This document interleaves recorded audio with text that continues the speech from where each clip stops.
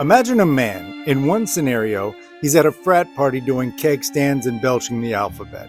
In the other, he's standing crestfallen over a rooftop cathedral gargoyle in the night rain, mourning the loss of his crime-fighting sidekick.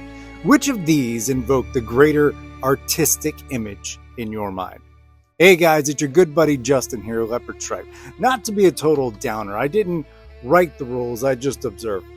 Whether we're talking about the tragedy of a Shakespearean play or the brooding cynicism of Fight Club or the melancholy and sadness of Melancholy and the Infinite Sadness or the tension of Van Gogh's Wheat Field with Crows, there's an underlying tacit understanding that when we're presented with something uneasy, struggling, cynical, depressing, there's a quality of poetry and beauty that otherwise seems to be missing when we're all just having a good, dumb time. As cliche as it may be, the tortured artist trope has been around as long as there have been artists, and it's probable that art has simply been a vehicle for which to express these negative connotations. It's the whole suffering for your art shtick. Famously, Vincent van Gogh's last words were, "The sadness will last forever." Also famously during his lifetime, he only ever sold one painting. For as groundbreaking and vibrant as his works were, it was the background information that his sister-in-law, Joanna Bonger, that they were painted in pain and despair, and ultimately shot his work to international recognition as to be seen among the apex of modern artworks. Francisco Goya was renowned for the darkness in his work. Gustave Doré was an obsessive shut-in. Sylvia Plath, Kurt Cobain, Ernest Hemingway, Jeremiah the Prophet, all tortured. Art in any medium is hard. Not only is the artist trying to transform a negative energy in their life and turn it into something positive, but beyond this comes the inevitable third-party rejection of your expression, which makes it all sort of cyclical. But why so serious? Fun is just simply less artistic. And this is the reasoning. Because when we're having a fun, good time, think about being in a club or an amusement park. Our sense of observation, introspection, reflection, contemplation, seriousness are going to be seriously diluted. When you're depressed, confused, panicked, determined, or cynical about something, you're sensitive to details. You're sort of stuck in this moment. You're lamenting, and that thing that vexes you is all there is in your world. And when you're so focused on something and appreciating the details of it, even if lamenting, you can find beauty or chaos or sadness in something, and that becomes art. It's part of why the ocean is so beautiful and relaxing, because sitting there in our folding chairs, feet in the sand, we're on the brink of this untamed chaos.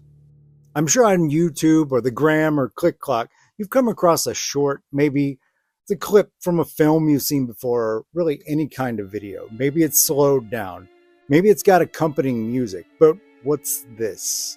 You're receiving it at a confined, finite frame. You're focused on one aspect, and you realize how amazing this clip or scene is. You watch it over and over again. You realize it's beautiful. You analyze it. You forego the urge to continue scrolling because you can't lump this clip in with all the rest, all those that you're going to forget about, because this clip is art.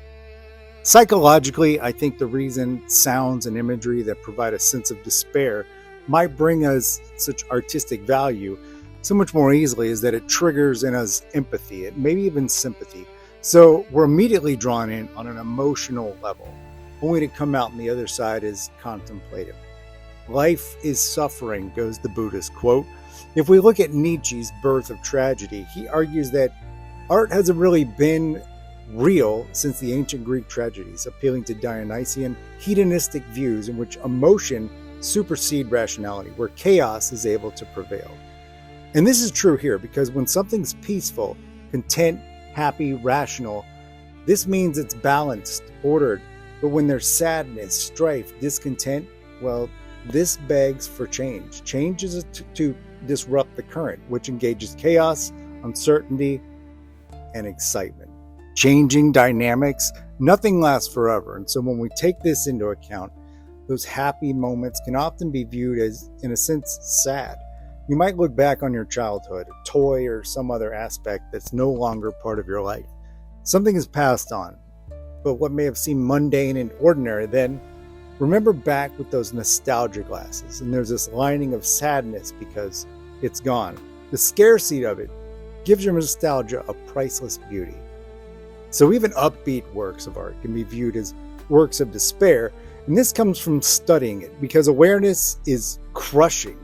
To be attuned to detail and fixated will immediately rip the joy out of it, and that's why art, to a degree, has to be kind of depressing in order to be beautiful. Knowledge is depressing and the artist study. In the film Castaway, Tom Hanks' character is stranded on an island and a volleyball that's washed up with him becomes his best friend. We understand how absurd it is to have a personified relationship with a volleyball. It's a volleyball, kind of like a toy. But when it floats away in the open ocean, he's jumped in after it and he's screaming for it. Cue the violins. Suddenly, this becomes a heart-wrenching scene. But at the end of the film, when it shows him in his car with the volleyball, it becomes sort of poetic. We can observe a bursting sunrise, an aurora, a spacious mountain range, a field of flowers, birds, and find it aesthetically appealing. And if we don't think too hard on it, just wallpaper background to our surrounding. It's really when we stop and reflect on the feeling of the moment. It sparks a kind of regret that this moment will pass and never return. From here, we can come back with a deeper appreciation of that moment. I feel like this subject matter, I should say, if you're feeling like you're in a sustained state of feeling down, talk with someone. Take a walk, go to an art museum, the zoo. I say get some sun and touch some grass at the end of my videos because I do believe that feeling the sun and just taking in a dose of nature is good for your well-being. Find the art in everything. Develop that appreciation, but grounding yourself to a state where you're not nihilistic about it. For what it's worth, I hope my videos can help with that if need be. Something to get off your mind, the constant doom and gloom you're getting from everywhere else. Thanks for watching, and I hope you've enjoyed this video. Although, if you have, you couldn't have found it really artful. Unless you find me sad.